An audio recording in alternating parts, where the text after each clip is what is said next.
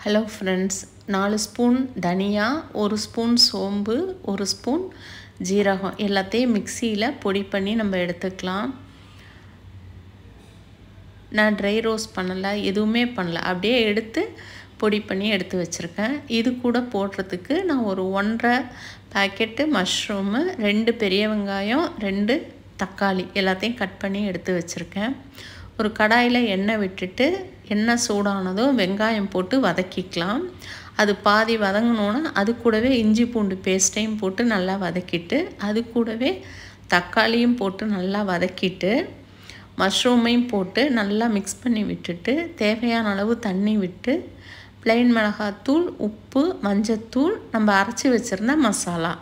நான் ப்ளைன் மிளகாத்தூள் 1 spoon 1.5 spoon போட்டிருந்தேன். இது கொஞ்சம் இந்த வாசனை நல்லா இருக்கேன்ட்டு ஒரு 2 ஸ்பூனாக போட்டுக்கிட்டேன். தேவையான அளவு தண்ணி விட்டு நம்மளுக்கு எந்த பதத்தில் வேணுமோ அது மாதிரி வேக வச்சு எடுத்துக்கலாம். இது செமி கிரேவியாக இருக்கிறப்ப இது இட்லி, தோசை, ஆப்பம், சப்பாத்தி எல்லாத்துக்குமே ரொம்ப நல்லா இருந்தது. இதை சாதத்தில் போட்டு சாப்பிட்றப்பையும் ரொம்ப நல்லா இருந்தது. நான் ரொம்ப திக்காக வச்சுருந்தேன். இடையில நான் தயிர் மிக்ஸ் பண்ணிக்கிட்டேன். அது ஆப்ஷனல் தான். எங்கள் வீட்டில் நான் போட்டு பழகிட்டேன், அதனால் தயிர் விட்டுக்கிட்டேன். லாஸ்ட்டில் மிளகுத்தூள் போட்டுக்கிட்டேன். இடையில கருவேப்பிலையும் போட்டிருந்தேன். நான் நல்லா ட்ரையாக வறுத்த மாதிரி பண்ணி அன்றைக்கி தயிர் சாதத்துக்கு தொட்டுக்கிட்டோம். இது ரொம்ப டேஸ்ட்டாக இருக்கும். கருவேப்பிலையும் போட்டுட்டேன்.